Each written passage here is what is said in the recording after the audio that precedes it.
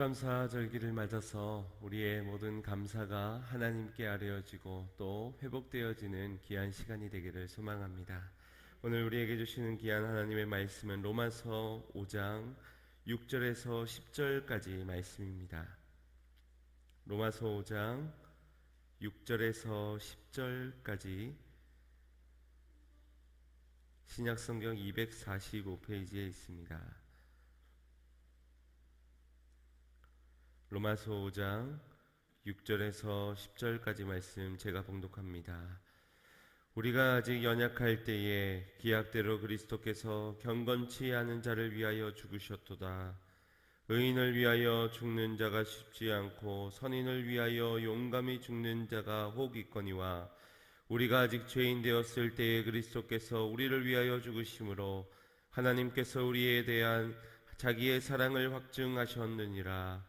그러면 이제 우리가 그 피로 인하여 의롭다 하심을 얻었은즉 더욱 그로 말미암아 진노하심에서 구원을 얻을 것이니 곧 우리가 원수 되었을 때에 그 아들의 죽으심으로 말미암아 하나님으로 더불어 화목이 되었은즉 화목된 자로서는 더욱 그의 살으심을 인하여 구원을 얻을 것임이니라. 아멘. 할렐루야. 하나님의 풍성한 은혜가 여러분의 삶을 채우고 또 그 삶에 감사가 늘 넘쳐나기를 주님의 이름으로 축복합니다. 어느 한 군부대에서 저녁 식사 시간에 있었던 일입니다. 장병들 모두가 좋아하는 돈가스 반찬이 나왔는데 인당 한 개씩 먹어야 하는 돈가스가 그날은 이례적으로 2개씩 나오게 된 겁니다. 계급과 상관없이 모두가 2개씩을 먹을 수 있다는 것에 모든 장병들이 환호성을 질렀지만 그 기쁨도 잠시 돈가스가 2개인 대신에 뿌려 먹을 소스가 없다는 소식을 알게 된 겁니다. 소스가 없이 먹다 보면 이 튀김류다 보니 굉장히 느끼할 겁니다. 뻑뻑하게 목이 막힐 것이고요. 오히려 2개나 되는 이 돈가스가 부담스럽고 오히려 단점이 되어버리고 만 겁니다. 환호성은 금세 원망으로 바뀌어졌고 여기저기서 불평의 말들이 쏟아졌습니다. 알고 보니 부식병이 돈가스가 든 박스 하나와 소스가 든 박스 하나를 가져와야 되는데 돈가스만 든 박스만 2개를 챙겨왔기 때문입니다. 모두가 이 부식병을 원망하고 있을 때 한 선임병장이 이렇게 외쳤습니다. 야, 내 밑으로 불평하지 마. 어느 부대는 지금 소스만 2개씩 먹고 있을 거야 라는 말을 하였습니다. 그러자 모두가 그 말이 끝나자마자 감사한 마음으로 식사를 맛있게 마쳤다는 그런 일화가 있습니다. 사람은 누구나 실수할 수 있습니다. 인생에는 누구나 예기치 못한 인생의 문제를 만날 수 있습니다. 중요한 것은 그 문제, 그 실수에 어떠한 자세로 반응하느냐이겠지요. 누구는 감사하겠고 또 누군가는 불평할 것입니다. 이 감사도 습관이라는 말이 있지요. 반대로 불평도 습관이 될 수 있는 것입니다. 여러분들은 어떤 습관을 가지고 계십니까? 한 주간을 생각해 볼 때 여러분은 감사의 습관대로 감사를 많이 하셨습니까? 아니면 불평의 습관대로 작고 사소한 일에도 불평하고 누군가를 원망하는 시간으로 보내셨습니까? 뭐 눈에는 뭐밖에 보이지 않는다고 말을 하고는 하는데 여기 계신 여러분들 눈에는 감사의 제목만이 보여지시기를 주님의 이름으로 축복합니다. 그런 의미에서 여러분의 옆자리에 계신 분들을 한번 바라보십시오. 여러분 옆에 계신 감사의 제목들의 모습을 한번 바라보십시오. 어떻습니까? 절로 감사가 나오게 되십니까? 아니면 한숨부터 아이고 오늘 자리 잘못 앉았네. 혹시 그런 분이 계시지는 않을 줄로 압니다. 하나님의 위대한 작품이요 천하보다 귀한 한 영혼이 지금 나와 함께 예배를 드리고 있음이 얼마나 기쁘고 얼마나 감사한 제목인지 모릅니다. 우리 옆에 영혼들을 바라보면서 이렇게 함께 인사합시다. 당신이 있어 참으로 감사합니다. 한 주간 동안 얼마나 보고 싶었는지 모릅니다. 얼굴도 안 쳐다보고 계신 분이 말만 보고 싶었다 그러네. 언행일치가 되시길 바랍니다. 오늘은 기독교의 큰 절기인 추수감사절기입니다. 성경에 무려 176번이나 6번이나 강조하고 있는 말이 이 감사라는 말입니다. 여호와께 감사하라. 그는 선하시며 그의 인자하심은 영원함이로라.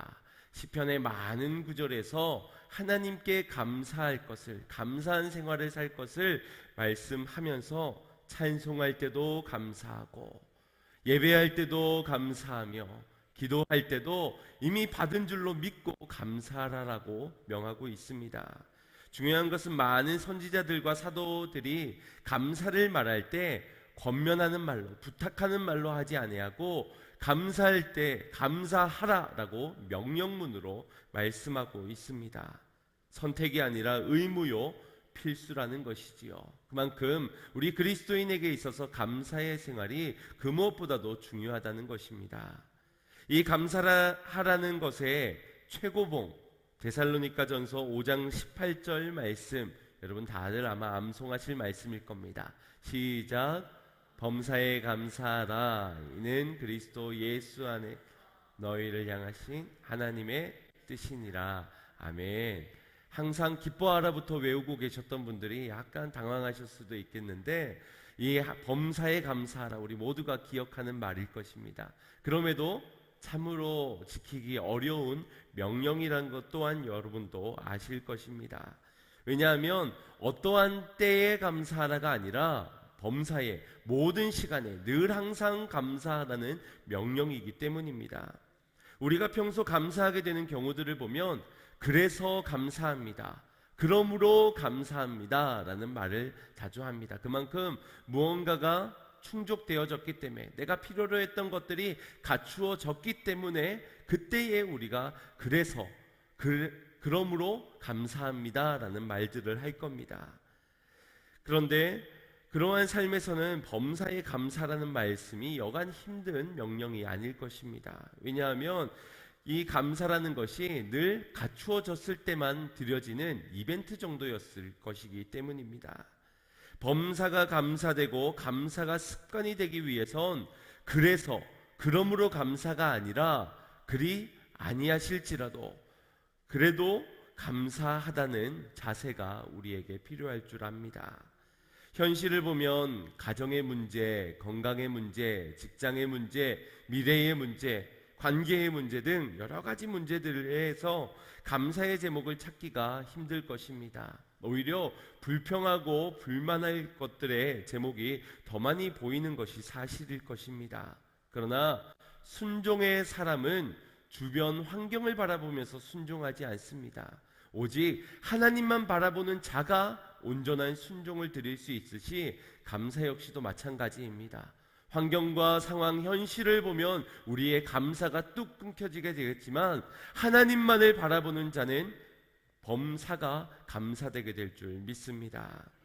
자식을 낳지 못했던 아브라함이 마주한 현실은 생물학적으로 도저히 자식을 낳을 수 없는 그것이 현실이었습니다. 희망도 소망도 없었던 것이지요. 로마서 4장 19절 말씀에 이 아브라함에 대해서 기록하길, 그가 백세나 되어 자기 몸에 죽은 것 같음과 사라에 대해 죽은 것 같음을 알고도 믿음이 약해지지 아니했다 증거하고 있습니다. 아브라함이 알고 있었던 것은 지금 도저히 자식을 낳을 수 없다는 것을, 나에게도 희망이 없고 자신의 아내인 사라에게도 희망이 없다는 것을 그 누구보다 잘 알고 있었습니다. 여기에서 죽은 것 같다라는 말이 영어 번역으로는 이미 죽었다라는 현재 완료형으로 번역이 되고 있습니다. 그만큼 아무런 희망도 소망도 단 0.1%의 가능성도 그에게는 없었다는 것이지요. 그러나 이미 죽은 현실에서 아브라함은 하나님의 약속을 믿었습니다. 현실의 벽은 높더라도 아브라함의 믿음이 약하여지지 아니하였다. 이것이 성경이 증언하고 있는 바입니다. 우리의 인생에 변하지 않는 현실을 보면 낙담할 수밖에 없고 좌절하며 포기할 수밖에 없을 겁니다. 그러나 믿음은 현실, 지금 내 주어진 현실이 달라지기를 바라는 것이 아니라 하나님을 믿고 그의 하실 일을 믿는 것입니다. 다시 말해서 현실에 내가 원하는 바가 이루어질 것을 믿는 것이 믿음이 아니라 내 주어진 현실 가운데서 거기에서 하나님은 하실 것이다, 하나님은 뜻은 이루어질 것이다를 믿는 믿음이 우리가 가져야 하는 믿음이라는 것입니다. 우리가 감사하는 것 역시도 달라지지 않는 현실 속에서 믿음의 눈을 들어 주님을 바라볼 때, 영원하시고 불가능이 없으신 주님을 바라볼 때 우리는 감사하게 될 줄 믿습니다. 주님께서 이처럼 원하시는 감사는 거짓으로, 억지로, 인색함으로라도 감사하기를 원하시는 것이 아닙니다. 현실을 바라보는 시선에서 하나님을 바라봄으로 장래에 일어나게 될 것을 주님 앞에 꿈을 꾸며 그저 믿음의 시선으로 주님을 바라보는 삶에서 나오는 그 감사를 원하는 것이지, 억지로 아유 그래도 감사해야지, 아유 그래도 감사하면은 좋은 일 있다고 하는데 그렇게 억지로 감사를 하라는 것이 아닙니다. 날마다 범사에 믿음의 눈을 들어 주님을 바라보는 우리 성도님들 되시길 바랍니다. 하나님께 더 집중할 때 우리에겐 더 이상 감사는 이벤트가 아니요 범사의 습관이 되게 될 줄 믿습니다. 오늘 말씀은 지난주 약함을 자랑하라는 그런 말씀에 이어서 약함에 감사하라, 약함에서부터 시작되는 감사에 대해서 함께 은혜를 나누고자 합니다. 감사할 제목이 없어서 억지로 찾다 보니 그래 약함에서부터 한번 감사해 보자, 그런 의미가 아닙니다. 우리에게 근본적으로 그리고 본질적으로 가장 기초적으로 드려질 수 있는 감사가 바로 우리의 약함에서부터 비롯되어진 감사의 제목들이기 때문입니다. 곧 약함 가운데 찾아온 하나님의 구원의 선물이고 우리에게 가장 기초로 가장 먼저 드려져야 될 감사의 제목이라는 것입니다. 우리 인간에게 기본적인 욕구들이 있는데 그 중에 하나가 바로 남들에게 잘 보이고 싶은 마음, 남들에게 인정받고 싶어하는 그러한 욕구입니다. 이를 위해서 반드시 갖추어야 할 한 가지 능력이 있는데 그것은 바로 방어의 기질 중 하나인 은폐술, 자기 은폐술입니다. 지난주에 말한 바와 같이 우리 모두에게는 약함이 있습니다. 그런 중에 나의 약함을 얼마나 잘 감추는가, 나의 단점은 얼마나 잘 숨기고 반대로 내 장점을 얼마나 부각시키며 잘 드러내는가, 이 능력에 따라 사람은 달라져 보이게 됩니다. 이미지가 좋다는 것은 어떠한 의미에서는 그만큼 자신의 약점을 잘 감추었다라고 볼 수 있는 겁니다. 아마 여러분 옆에 앉아 계시는 분들의 실제 모습은 지금 여러분이 보고 계신 모습과는 아마 사뭇 다를 것입니다. 그래도 예배니까, 그래도 교회 아니니까, 그래도 저에게 잘 보여야 하니까 여러분에게 웃는 모습으로, 예쁜 모습으로, 겸손한 모습으로 보여주지만 그 실상은 전혀 다를 수 있다는 겁니다. 아니, 다를 수 있는 가정이 아니라 분명 다를 것입니다. 그만큼 반대로는 은폐술의 능력이 뛰어나다, 화장 기술이 뛰어난 것처럼 참으로 잘 감추고 있다라고 할 수 있는 부분이지요. 요즘 SNS나 개인 동영상 플랫폼을 통하여서 내 자신의 일상을 소개하고 나의 생각, 나는 이러한 삶이다라는 것, 자기를 소개하는 부분들이 많이 발전되고 있습니다. 아마 여러분들은 카카오톡 프로필 정도로 여러분들이 어떠한 생각과 어떠한 생활들을 하고 있는지를 아마 주변 이들에게 보여주고 계실 겁니다. 어떤 분들은 꽃밭에 가서 꽃받침을 하고서는 나 예쁘지? 나 저 꽃들보다 내가 더 예쁘지? 라고 아마 자랑을 하고 계실 것이고, 또 어떤 분들은 나 오늘 저녁 맛있는 반찬 먹는다, 나 남편이 좋은 선물 사줬다, 아마 그것을 자랑하고 계실 줄 모르겠습니다. 또 어떤 분들은 아들, 딸 사진을 걸고 또 손녀, 손주의 사진을 걸면서 내 손주 한번 보세요, 연예인 시켜도 되겠지요? 라고 아마 자랑을 하고 계실 것입니다. 우리는 우리의 프로필이나 또 거기에 담겨지는 글귀, 트위터에 자신의 생각들을 나타내면서 나의 생각에서는, 나의 뜻에서는, 나의 경험에서는 이건 이래야만 해 하고 자신의 생각을 펼치면서 자신의 생각이 바르다, 의롭다, 옳다라는 것을 남들에게 보여주고 싶은 그러한 마음들이 있습니다. 이런 모든 것들이 다 우리의 욕구를 충족하기 위해서이지요. 그런데 사람의 기본적인 갖는 이 욕구는 절제함이 꼭 필요합니다. 절제가 없었을 땐 그 욕구는 욕심이 되어버리고 욕망으로 바뀌어져 버리기 때문입니다.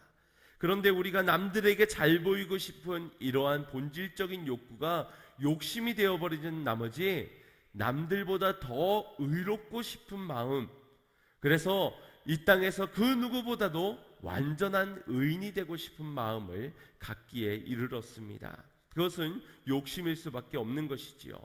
우리가 잘 알고 있다시피 인류 최초의 인간인 아담과 하와, 그들이 선악과를 따먹게 된 동기가 무엇입니까?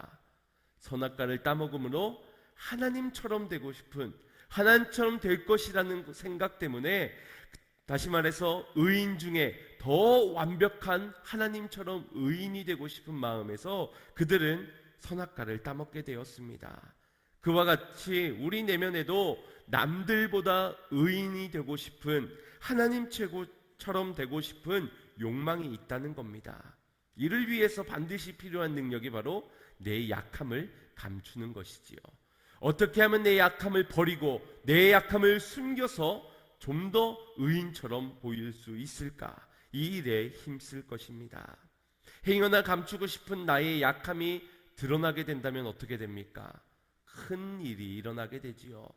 조금 비속어이긴 하지만 사람들이 너무 많이 사용하다 보니 어느덧 국어 사전에까지 등재된 한 단어, 쪽팔리다라는 그런 단어가 있습니다. 이것은 부끄러운 자신의 모습이 드러나게 되면서 체면이 깎게 되었다라고 국어 사전에 기재가 되어져 있습니다.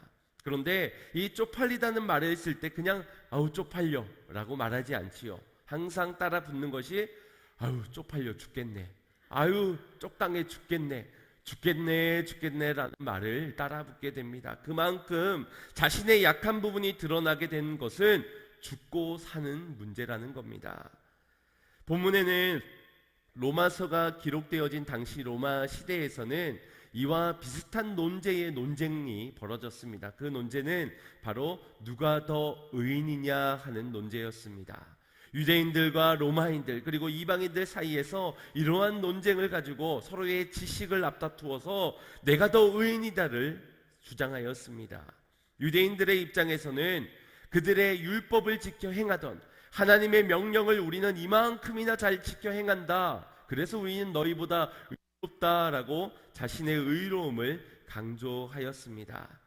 반면에 이방인들 앞에서는 이 유대인들이 말하길 출신, 혈통, 하나님의 택한 백성 이스라엘 백성들인 우리 유대인만이 의로운 자이고 이방인 너희들은 버려진 존재요, 너희들은 의롭지 못하다라고 못을 박았습니다. 이 말을 들은 이방인들의 입장에서는 어떻겠습니까? 율법을 강조할 때는 그래도 자신의 노력으로 조금씩 의로워질 수 있다라고 생각했는데 혈통에서, 전통에서, 출신에서부터 딱 막아서우면 자신은 다시 태어날 수도 없는 일이었기에 아마 그들의 마음에서는 난 더 이상 의인이 될 수 없구나 라는 자괴감에, 실패감에 휩싸이게 되었을 것입니다. 그때의 사도 바울이 그들에게 전했던 말씀이 오늘 로마서에 기록되어져 있는데 그 말이 바로 이 땅의 모든 사람은 죄인입니다. 한 사람도 의인이 없습니다. 우리 모두는 죄인입니다 라고 말을 해준 겁니다. 더 이상 누가 더 의인이냐는 논제를 가지고 논쟁을 벌이는 것은 가당치 않은 것이다 라고 말을 전한 겁니다. 이 사도 바울의 말을 전해 들은 모두가 죄인이라는 이 치명적인 약점이 있다는 것을 전하였을 때 모두가 느껴지는 감정은 무엇이었을까요? 유대인들 뿐만 아니라 이방인들까지도 역시나 안 되는 거구나, 에이 너네도 나랑 똑같네 라는 그런 통쾌함보다는 역시나 안 되는 거구나 라는 그런 실패감이 더 컸을 겁니다. 왜냐하면 세상의 개념이 그러하기 때문입니다. 세상에서는 자신의 약함이 드러나게 됐을 때 죽고 사는 문제인 만큼 세상은 말합니다. 약함을 감추라고. 약함이 드러나게 되어서는 저들에게 비웃음을 당하게 될 것이고 저들에게 순간 잡아먹힐 수 있기 때문에 우습게 보이지 말아라. 자신감 있게 당당하게 가되 약함은 버려야 되는 개념으로 설명을 합니다. 이것이 세상의 가르침입니다. 그러나 성경의 가르침은 전혀 반대입니다. 약함은 버려야 하는 것이 아니라 인정해야 하는 것이다. 약함은 쓸데없는 불필요한 개념이 아니라 약함에서부터 생명이 피어나기에 우리에게 중요한 부분이다라고 말씀하고 있습니다. 약함에서 강함이 되는 것입니다. 죽음에서 부활이 있는 것이지 약함을 지워버리고 죽지 않고 무언가를 이루는 것은 성경의 원리가 아니라는 것입니다.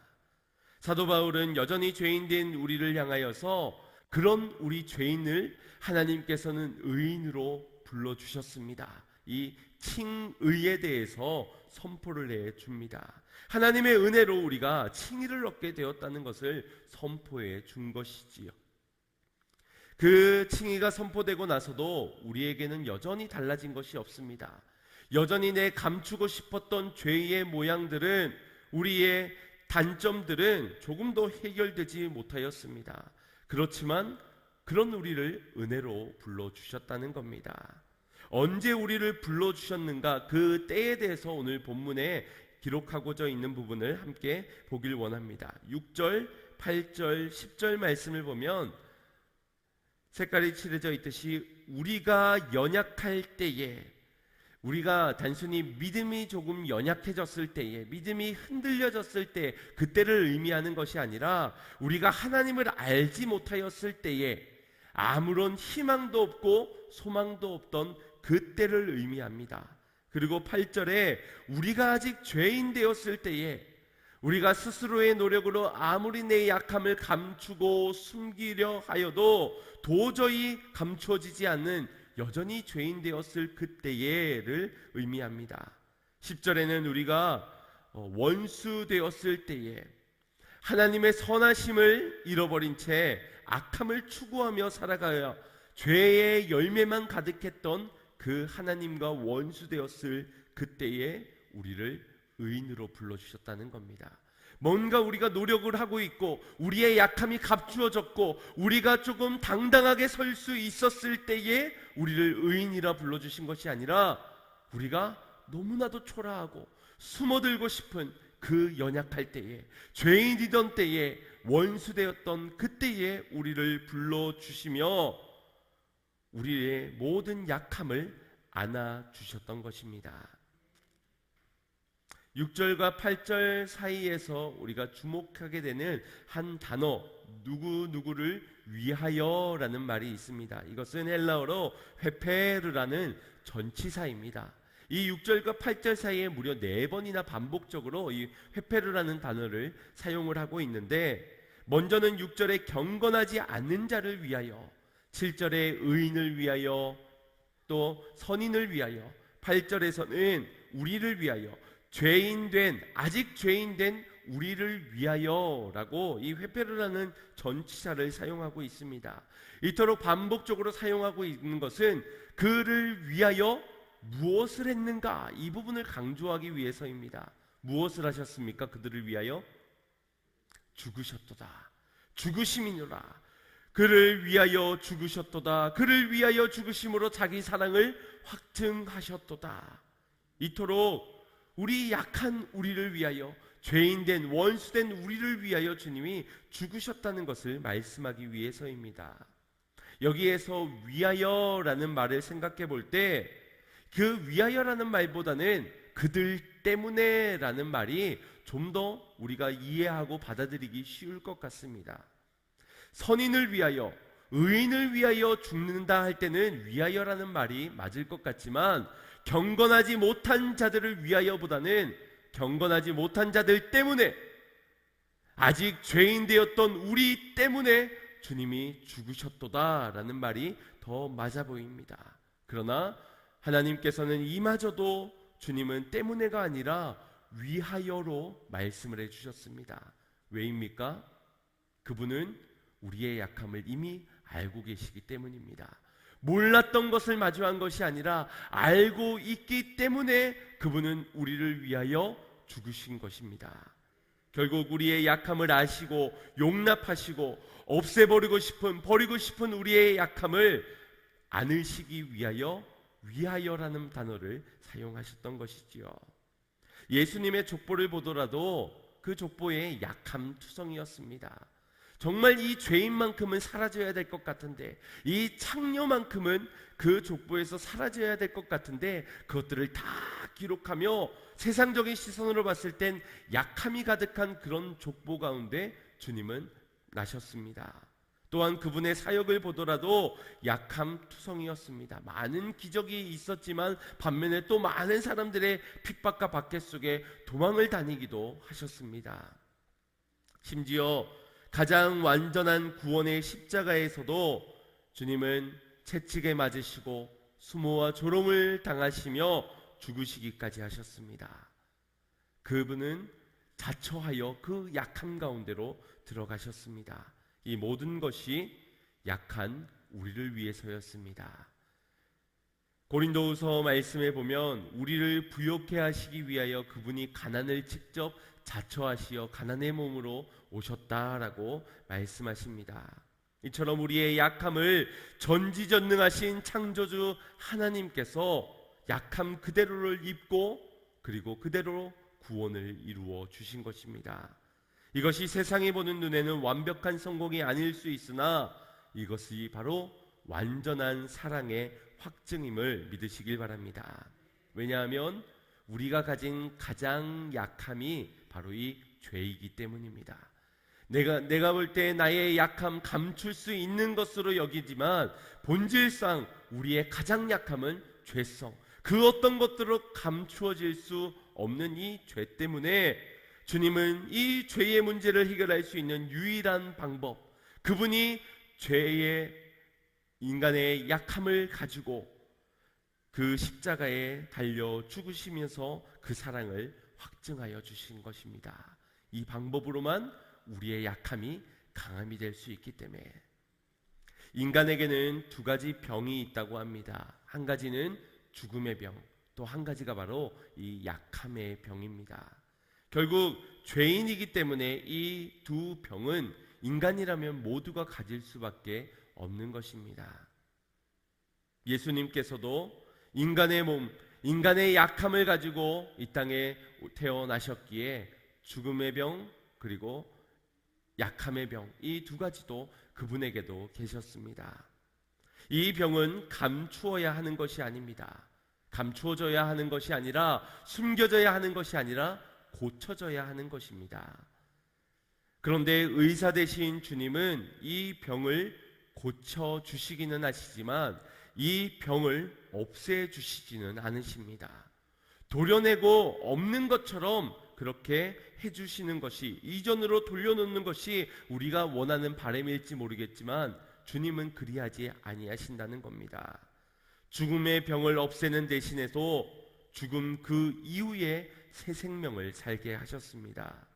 죄와는 상관없도록 죄인이 아니게 하신 것이 아니라 우리의 죄인 가운데 주님은 은혜로 우리를 칭의로 의인이라 불러주셨습니다. 사랑하는 성도 여러분, 여러분은 감추고 싶은 어떤 약함이 있으십니까? 주님 앞에 내 약함마저도 숨기면서 마치 아담과 하와가 죄를 범하고 나무 뒤에 숨었듯이 여러분도 숨어지고 싶은 그런 모습, 그런 아픔, 그런 과거, 그런 인생에 감추고 싶은 부분은 없으십니까?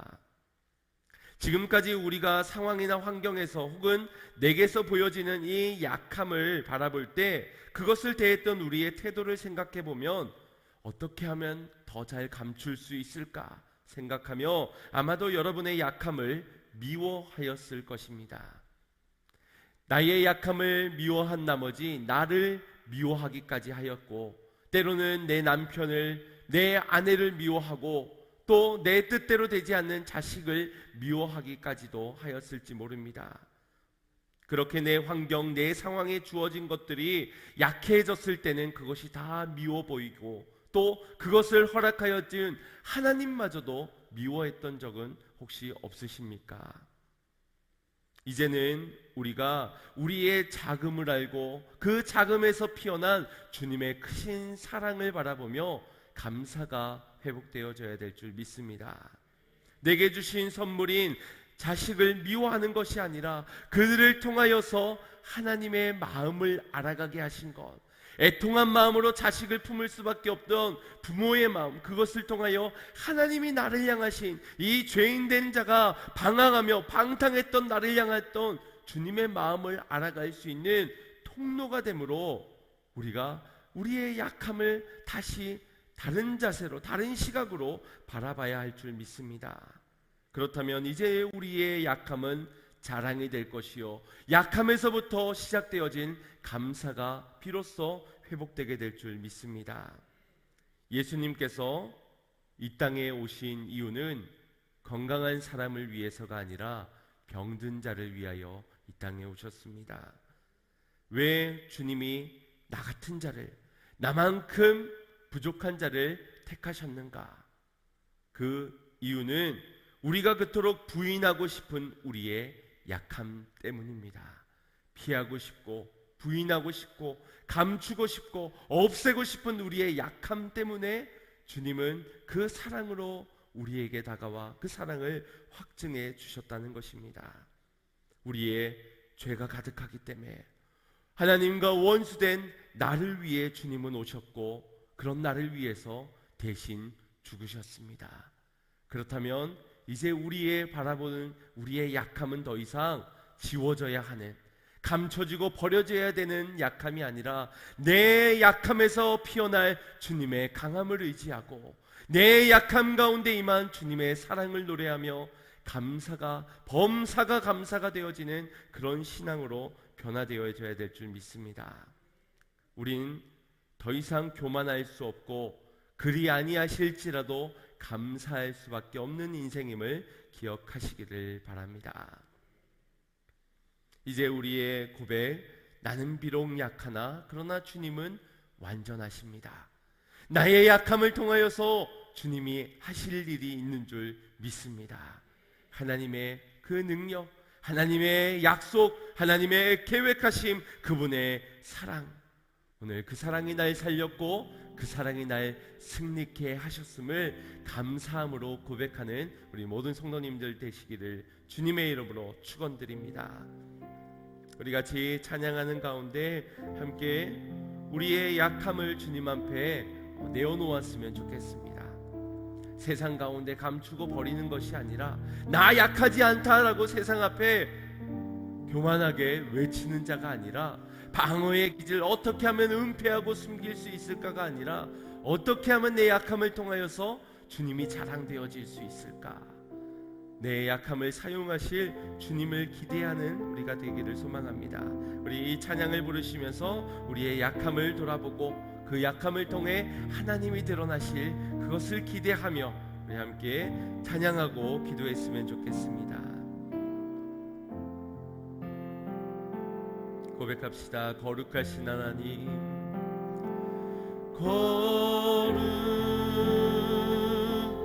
거룩하신 하나님, 주께 감사드리세. 날 위해 이 땅에 오신 독생자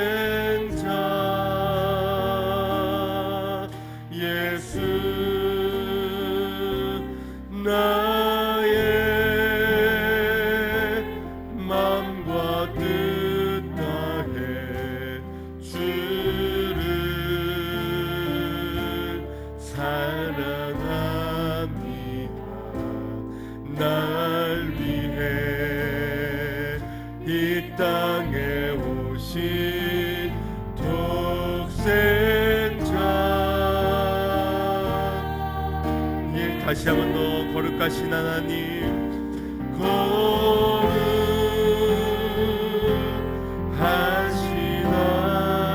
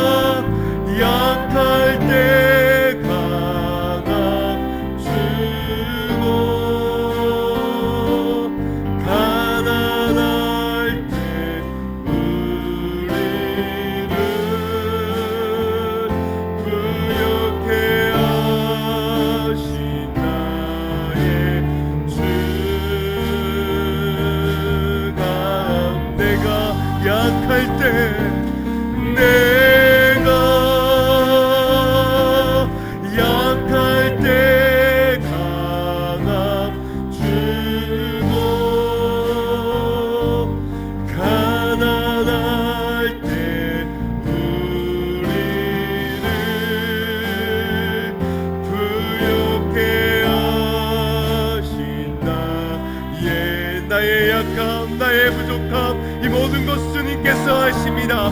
다시 한 번 더, 내가 약할 때, 내가 약할 때 강함 주고 가난할 때 우리를 부욕해 하신 나 예수, 그 사랑의 왕증을 믿으십시오. 내가 약할 때, 내가 약할 때 강함 주고 가난할 때 우리를 부욕해 하신 나 예수,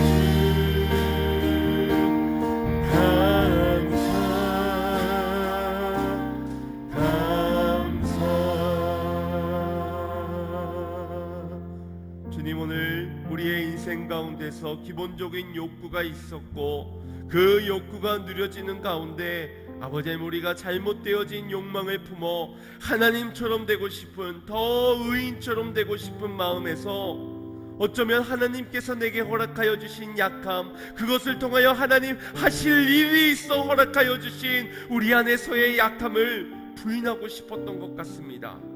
그렇게 내가 져야 할 십자가도 외면하고 싶었던 것 같습니다.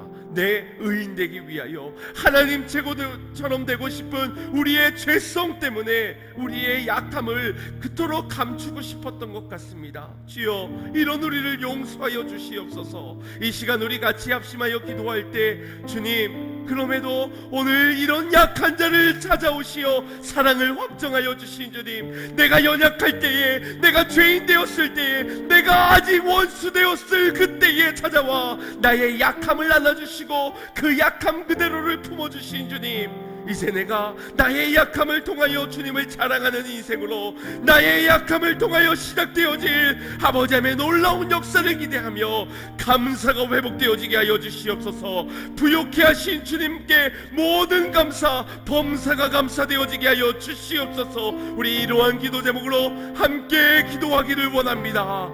주여, 사랑의 주 하나님, 감사를 드립니다. 우리의 인생을 돌아볼 때 아버님의 감사할 제목뿐인 것은 오늘 나의 약함을 통하여서도 하나님의 강함은 드러나게 될 것이며, 나의 부족함, 내가 외면하고 싶은, 부인하고 싶은 십자가를 통하여서 하나님의 주의 놀라운 역사를 이루실 것이기 때문입니다. 주여, 나의 약함을 바라보는 우리의 시선이 믿음의 눈으로 바뀌어지게 하여 주시옵소서. 하나님이 하실 일을 기대하는 믿음으로 바뀌어지게 하시고, 하나님의 역사를 경험하는 통로로 바뀌어지는 바라보는 시선으로 주님 우리에게 허락하여 주시옵소서. 약할 그때의 강함이 드러나게 하시고, 가난할 그때의 주의 부요함이 나의 인생에 찾아왔듯이 오늘 나의 인생의 약함을 통하여 일하신 주님께 모든 영광, 모든 감사를 올려드립니다. 주여, 영광을 받아 주시옵소서.